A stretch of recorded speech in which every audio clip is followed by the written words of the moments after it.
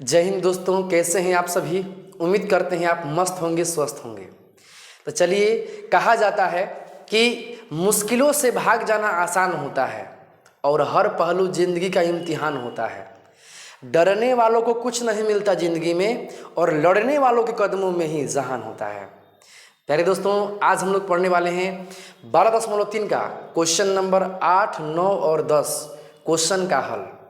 अभी हमने पिछले वीडियो में 12.1, 12.2, 12.3 तक, तीसरा में कुछ पार्ट्स है जो बना रहे हैं अभी हम, और कुछ पार्ट्स बन गया है। इतना वीडियो हम अपलोड कर चुके हैं। अगर आपको पीछे वाला क्वेश्चन देखना है तो पिछले वीडियो में जाकर देख सकते हैं, या हम डिस्क्रिप्शन में उसका लिंक दे देंगे। तो चलिए हम लोग आज देखते हैं कि क्वेश्चन नंबर 8 और 9 और 10 इस तीनों को कैसे हल करते हैं।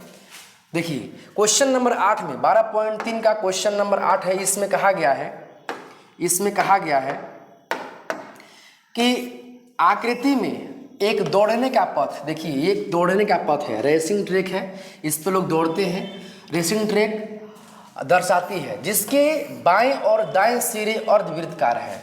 लेफ्ट राइट जो है ना वो क्या है, सेमी सर्कल है, यानी अर्धवृत्त है, अर्धवृत्तकार है। दोनों आंतरिक समांतर रेखाखंडों के बीच की दूरी 60 मीटर है। ये जो दोनों रेखाखंड है इसका बीच का दूरी जो है उसका दिया गया है 60 मीटर। ठीक, इसके बाद तथा इनमें से प्रत्येक रेखाखंड 106 मीटर लंबा है। प्रत्येक रेखाखंड की जो लंबाई है वो लंबाई है 106 मीटर। यानी कि देखिए, यहाँ के भाग ये मुड़ा हुआ है और यहाँ के भाग मुड़ा हुआ है। जो भाग मुड़ा हुआ है उसके इधर देखिए पूरा सीधा रेखाखंड है। तो जो सीधा रोड है, जो रोड सीधा है उसकी दूरी दी गई है 106 मीटर। यहाँ जो नीचे में है वही ऊपर में होगा। जो सीधा वाला रेखाखंड है इसकी दूरी दी गई है 106 मीटर। अब कहा गया है कि यदि यह पथ 10 मीटर चौड़ा है तो ज्ञात कीजिए। अगर इस पथ की लंबाई कितनी दी गई है, अगर इस पथ की लंबाई 10 मीटर चौड़ी हो, ये रास्ता 10 मीटर चौड़ा हो, तो बताइए। एक समझिए सिंपल रूप में कि बीच में जो है ना, बीच में एक गांव है और गांव के किनारे किनारे रोड बना हुआ है। और कुछ दौड़ने वाले बच्चे क्या करते हैं कि इस रेसिंग फील्ड को, यानी कि रोड को एक चक्कर लगाते हैं। तो बताइए कि वो कितने मीटर दूरी दौड़ पाएंगे एक राउंड तय करने में, वही निकालना है। पहला में निकालना है कि पथ के आंतरिक किनारों के अनुदिश एक पूरा चक्कर लगाने में चली गई दूरी। यानी कोई लड़का अगर यहाँ से दौड़ता है तो दौड़ते दौड़ते दौड़ते दौड़ते यहाँ आएगा, तो एक राउंड में वो कितना दूरी दौड़ जाएगा, हमें एक राउंड की दूरी निकालना है। प्यारे दोस्तों, आप देख सकते हैं कि यहाँ से लेकर के यहाँ तक की दूरी कितनी है, 106। यहाँ से लेकर के यहाँ तक की दूरी कितनी है, 106। हमें ये दूरी बड़ी आसानी से मिल जाएगा, लेकिन हमें चाहिए कि इस राउंड की दूरी कितनी होगी, इस राउंड की दूरी कितनी होगी। अगर हम दोनों हाफ राउंड की दूरी निकाल लें तो इसका दूरी प्लस इसका दूरी प्लस इसका दूरी प्लस इसका दूरी, सारे दूरी को ऐड कर देंगे तो हमें एक राउंड की दूरी निकल जाएगी। तो हम वही काम करने वाले हैं कि बारी बारी से सभी का दूरी निकालेंगे। तो सबसे पहले जो जो मान दिया गया है उस मान को हम लिख लेते हैं। दिया गया है सॉल्व, रेखाखंडों के बीच की दूरी कितनी है, रेखाखंडों के बीच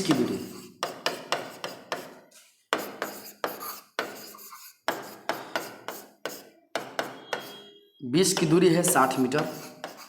प्रत्येक रेखाखंड की लंबाई, प्रत्येक रेखाखंड की लंबाई जो है 106 मीटर।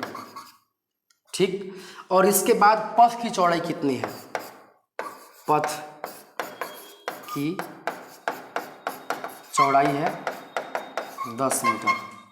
अब हम लोग इसका पहला में दिया गया कि पथ के आंतरिक किनारों के अनुदिश एक राउंड चलने में चली गई दूरी निकालना है।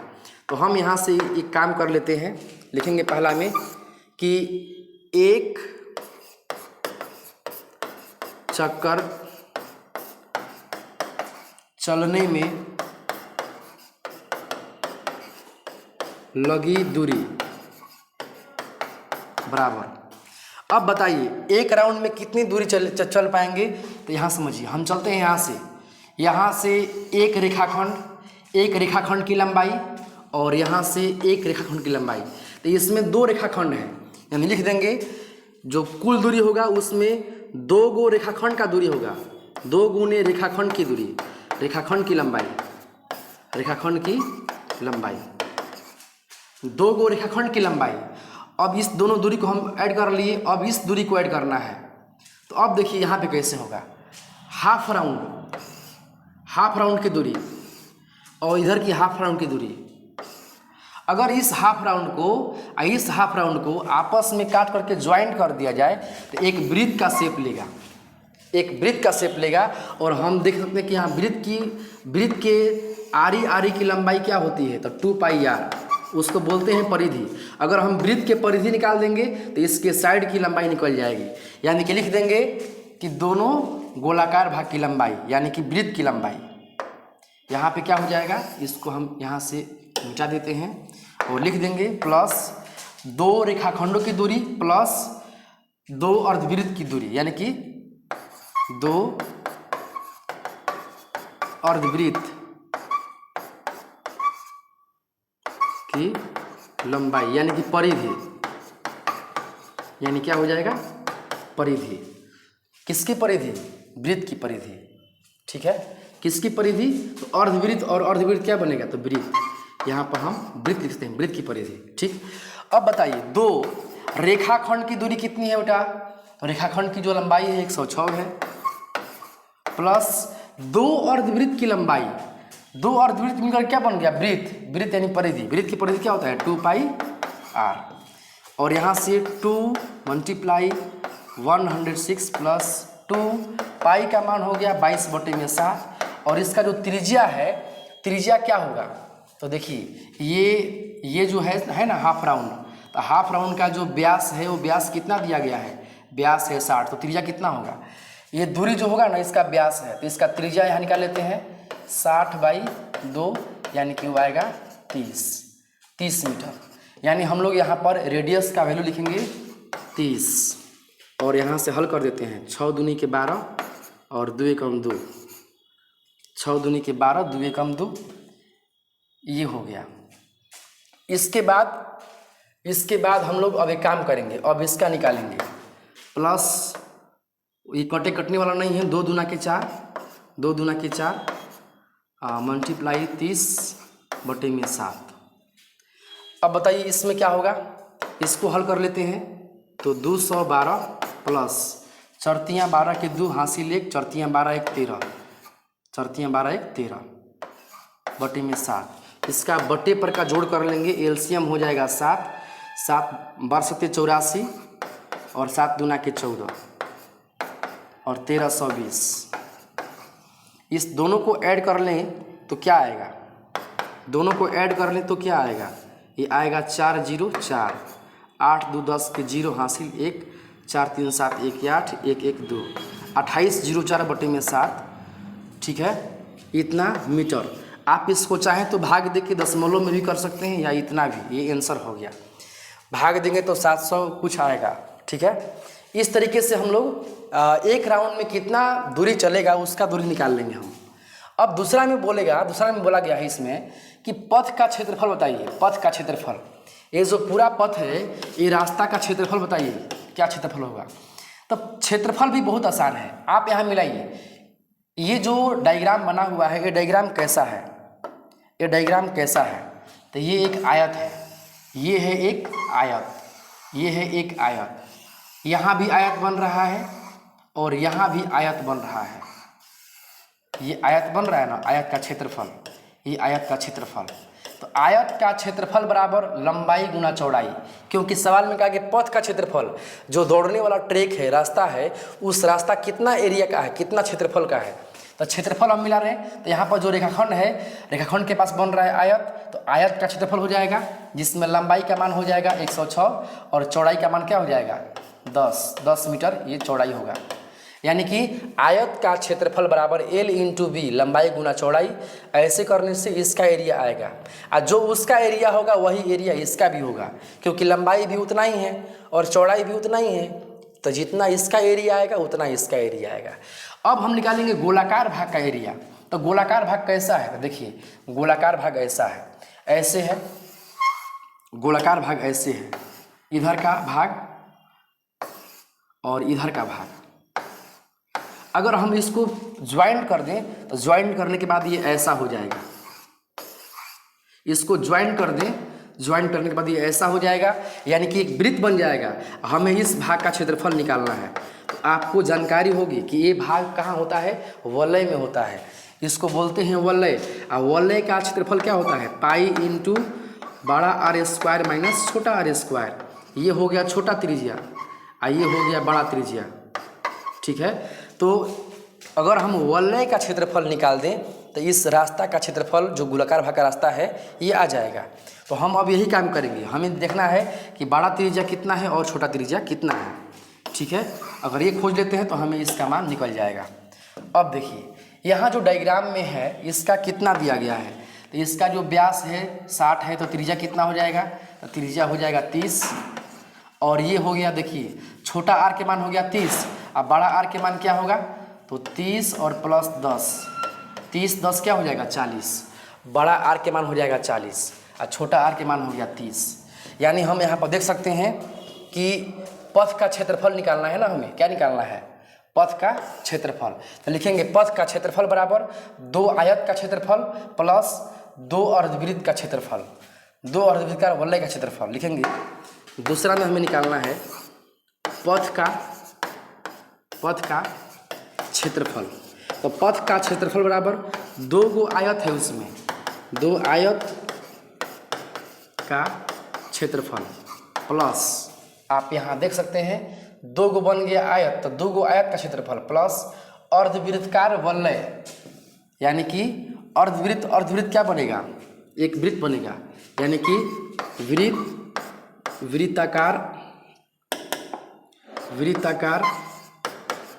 वलय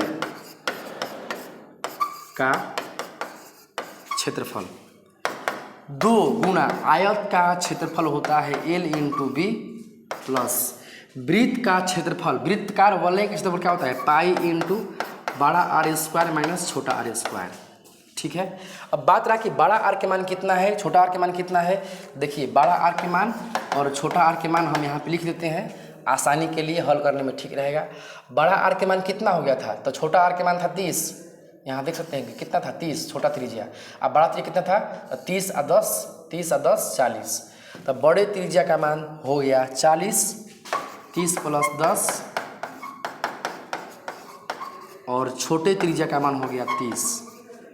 अब इसमें मान लिखेंगे 2, ये लंबाई हो गया, लंबाई का मान कितना हो गया, आयत का लंबाई, तो लंबाई हो गया 106 और चौड़ाई हो गया 10 प्लस पाई का मान 22/7, बड़ा त्रिज्या हो गया 40, छोटा त्रिज्या हो गया 30। अब इसको हल करेंगे तो 6 दूना के 12, 2 एकम 2, 212, और 10 से गुणा करेंगे तो 0 आ जाएगा यहाँ पे, प्लस 22/7, 40 का स्क्वायर 1600, 30 का स्क्वायर 900, 1600 में से 900 गया तो 700, 2120 प्लस 22/7, 1600 में से 900 गया तो बचेगा 700, 7 से 100 कट गया 100 बार में, यानी कि 2120 प्लस 22 में 100 से गुणा तो हो गया 2200। इसको जोड़ देंगे तो 2200 और 2100, तो 0 0 0 2 0 2 2 1 3 2 2 4, 4320 सेंटीमीटर, सेंटीमीटर नहीं है मीटर में है, मीटर स्क्वायर इसका आंसर हुआ। इस तरीके से हम लोग पथ का क्षेत्रफल निकाल लें कि पथ का क्षेत्रफल इतना होगा, ठीक है। अब चलते हैं हम लोग नेक्स्ट क्वेश्चन में। नेक्स्ट क्वेश्चन है क्वेश्चन नंबर 9 है, जिसमें कहा गया कि आकृति 12.27 में, यानी कि यही आकृति है 12.27। इसमें ए बी और सी डी केंद्र ओ वाले एक वृत्त के 2 परस्पर लंब व्यास है। देखिए इसमें जो है ना ए बी और सी डी ये जो है ना वृत्त का, बड़े वृत्त का व्यास है, बड़े वृत्त का जो है ना व्यास है ए बी और सी डी। ठीक है, फिर बोल रहा है कि तथा ओडी छोटे वृत्त का व्यास है। ओडी जो है वो छोटे वृत्त का व्यास है। एओ का मान अगर 7 हो, अगर एओ का मान कितना हो, 7 हो, सिंपल बात है, जब एओ का मान 7 है तो बड़े वृत्त की त्रिज्या जो है वो 7 हो गई। तो त्रिज्या सब बराबर होती है, इसकी त्रिज्या जितना होगा उतना ये त्रिज्या, उतना ये त्रिज्या, उतना ये त्रिज्या, तो हई 7 है तो हई कितना होगा बताइए आप, 7 होगा। सिंपल चीज़ है कि वृत्त की त्रिज्या बराबर होती है, इसका लंबाई 7 है तो इसका भी लंबाई कितना होगा, 7 होगा। अब देखिए एओ का मान 7 हो गया, तो छायांकित भाग का क्षेत्रफल ज्ञात कीजिए। जो भाग इसमें छायांकित किया गया है उसका क्षेत्रफल ज़रा आप बताइए, इसमें कौन कौन से भाग छायांकित है। तो वृत्त छायांकित है और ये दोनों छायांकित है, तो इसका नाम क्या है। तो आप इस चीज़ को ध्यान से देखिए, यहाँ पर ये ऐसे बन रहा है, आप याद कीजिए ये क्या है, ये है लघु त्रिज्यखंड। इसमें जब ऐसे खींचते हैं तो इसका नीचे वाला भाग का नाम क्या होता है, तो इसका होता है नाम लघु वृत्तखंड, लघु वृत्तखंड।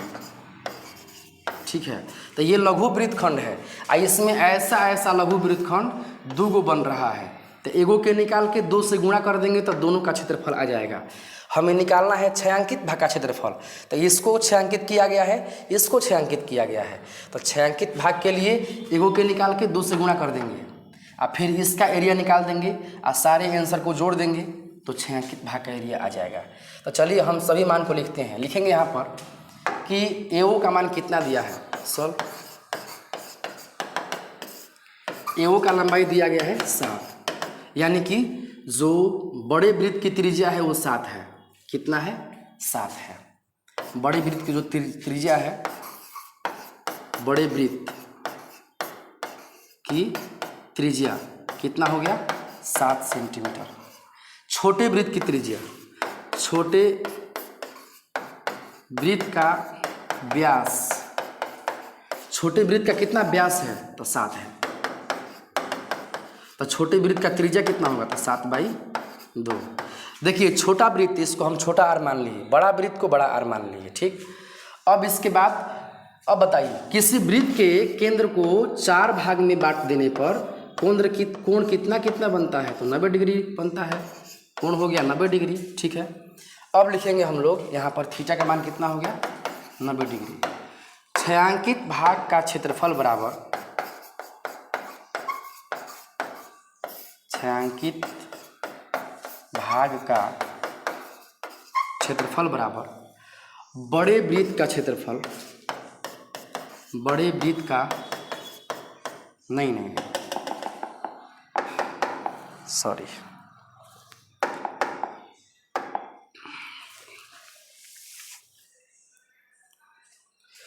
छायांकित भाग का क्षेत्रफल बराबर 2 अर्धवृत्त का, 2 जो है ना 2 लघु वृत्तखंड है, 2 लघु वृत्तखंड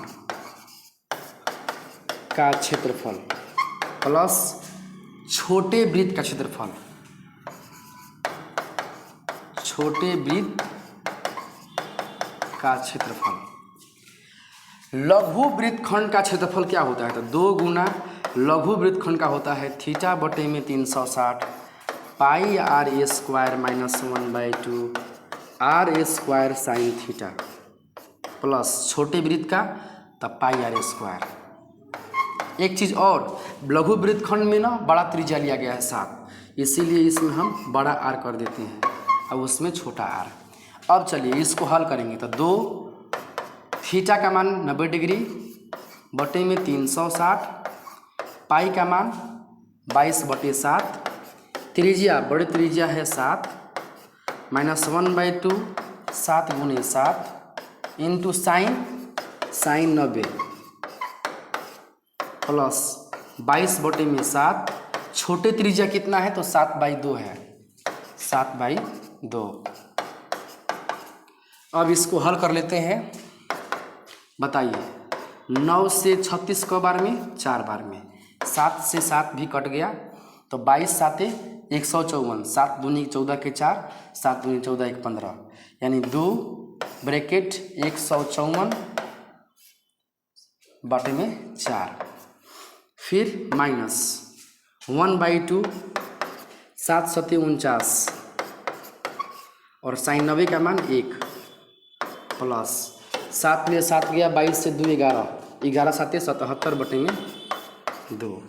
ठीक है, ये भी कट जाएगा तो 2 दूना 4, 2 से 2 7 14, 2 7 14, 77 बटे में 2, 2 ब्रैकेट 77/2 माइनस 49/2 प्लस 77/2। अब क्या होगा यहाँ पर कि हम इस ब्रैकेट वाला का एलसीएम करेंगे तो 2 आएगा, 77 माइनस 49 प्लस 77/2। ये 77 में से 49 गया, कितना बचेगा? तो 17 में से 9 गया तो 8, 6 में से 4 गया 2, 28 बटे में 2, 2 से 2 कट गया प्लस 77/2। 28 प्लस 77/2, इसका एलसीएम करेंगे 2, 28 दूनी के 56 प्लस 77, 7 6 13 के 3 हासिल 1, 7 5 12 1 13 बटे में 2, भाग देने पर आएगा 6, 2 6 के 12 1 13, 2 6 के 12 1 13.5 सेंटीमीटर स्क्वायर आंसर। इसका आएगा आंसर 66.5 सेंटीमीटर स्क्वायर। ठीक है, इस तरीके से ये क्वेश्चन नंबर जो है 9 रेडी होता है।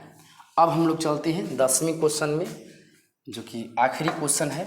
इस क्वेश्चन में आप देख सकते हैं दोस्तों कि एक समबाहु त्रिभुज ABC का क्षेत्रफल इतना है, 17320.5 सेंटीमीटर स्क्वायर है। इस त्रिभुज के प्रत्येक शीर्ष को केंद्र मानकर त्रिभुज की भुजा के आधे के बराबर त्रिज्या लेकर एक वृत्त खींचा जाता है। देखिए आकृति में, ठीक है। छायांकित भाग का क्षेत्रफल ज्ञात कीजिए यदि पाई का मान जो है, यहाँ पर जो है पाई का मान 3.14 और √3 का मान जो है वो दिया गया है 1.73205, इतना यूज़ करना है।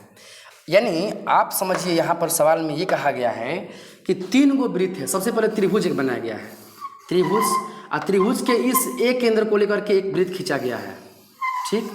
बी केंद्र को लेकर के एक वृत्त खींचा गया है, ठीक।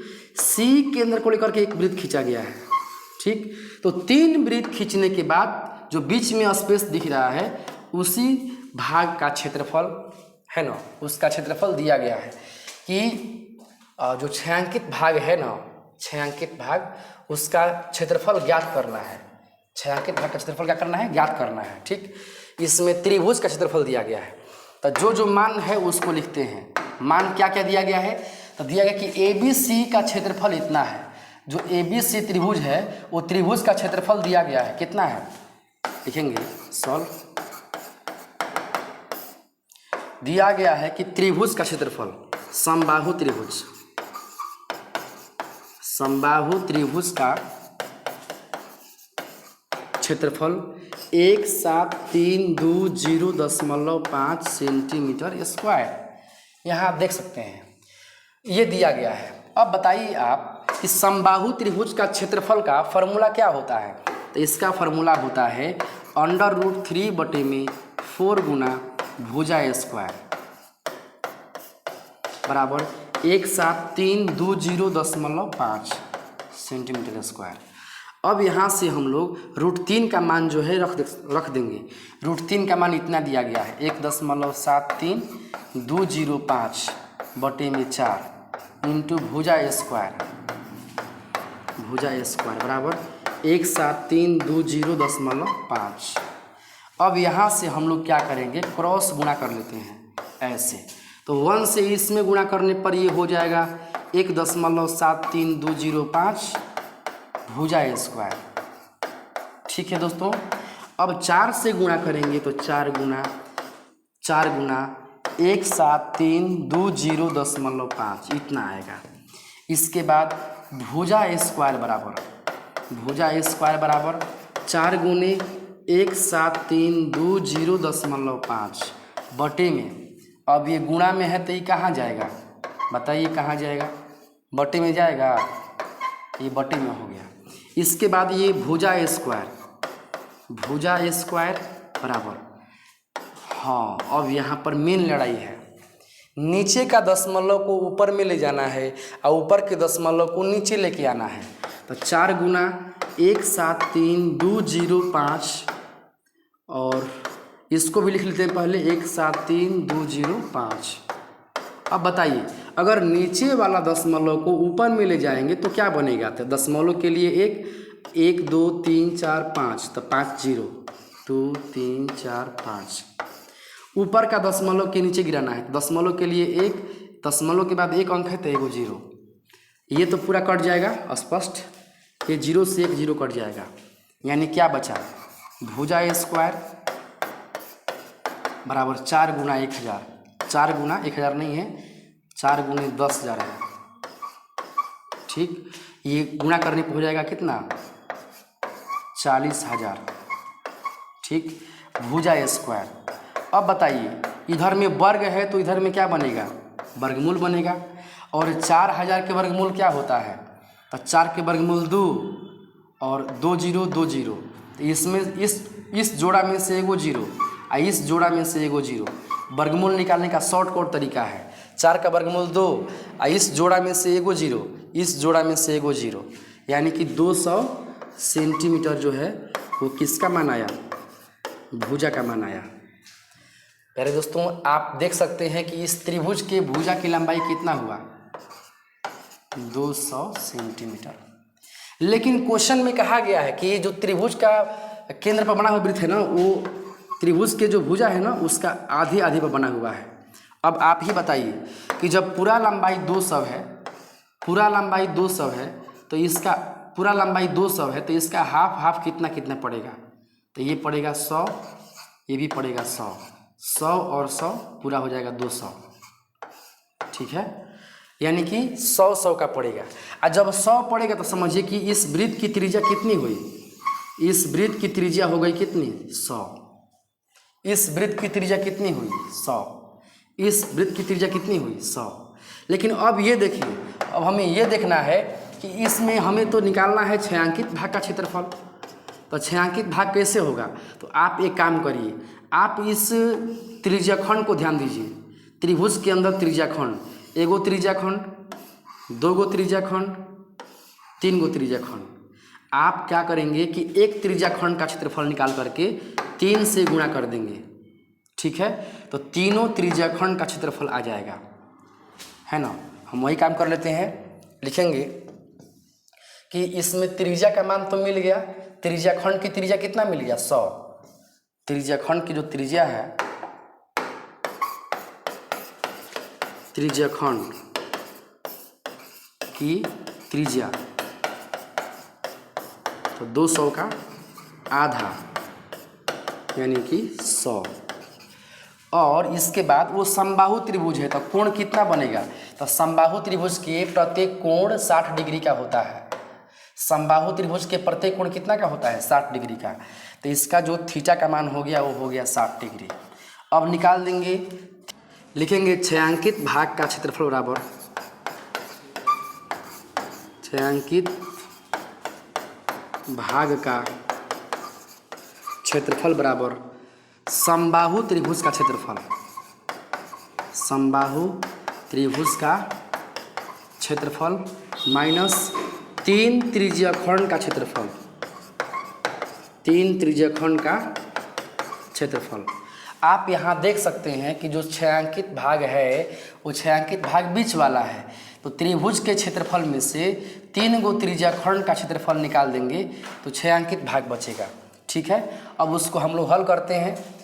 देखिए समबाहु त्रिभुज का जो क्षेत्रफल है इसका मान कितना दिया है, तो इसका मान सवाल में दिया गया था 17320.5। इसका मान दिया गया था 17320.5 माइनस 3 त्रिज्याखंड का क्षेत्रफल, 3 त्रिज्याखंड का क्षेत्रफल, लो माय गॉड, 3 गुणा 3 गुणा कर 1 बराबर 60। अब क्या दिखाते हैं, क्या है,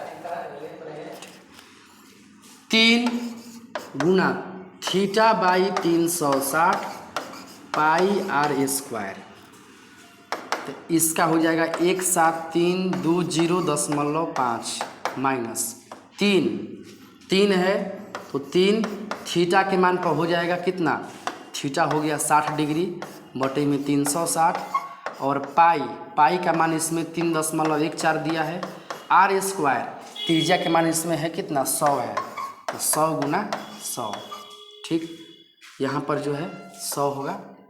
अब देखिए 17320.5 माइनस, यहाँ पे देखिए 0 से 0 कटेगा, 6 से 36, 6 बार में 3 दूनी के 6 और 2 से 3.1 से कटेगा कितनी बार में 1.57 बार में, ठीक है। ये हो गया 1.57 गुना 100 गुना 100, ये यहाँ पर जो है 17320.5 माइनस 157 बटे में इसका दशमलव नीचे आएगा तो हो जाएगा 100, ये हो गया 100 गुने 100, 100 से 100 कट गया यानी कि 17320.5 माइनस 1570, 70 नहीं 00, इसको घटा लेंगे तो घटाने पर कितना आएगा 0.5, 0 में से 0 गया 0, 2 में से 0 गया 2, 13 में से 7 गया 6, ये हो गया 6, 6 में से 5 गया 1, 1 1 कट गया 1620 सेंटीमीटर स्क्वायर, ये इसका आंसर हुआ 6 अंकित भाग का। प्यारे दोस्तों, आपका ये 10 तक क्वेश्चन कंप्लीट हुआ और आगे का क्वेश्चन हम लोग देखेंगे नेक्स्ट के वीडियो में। आपको आज का वीडियो कैसा लगा तो हमें कमेंट बॉक्स में ज़रूर राय दें। चैनल को लाइक करें, सब्सक्राइब करें, शेयर करें ताकि हमारी उम्मीद और बढ़े। आप अपना ख्याल रखें, मिलते हैं अगले वीडियो में। धन्यवाद।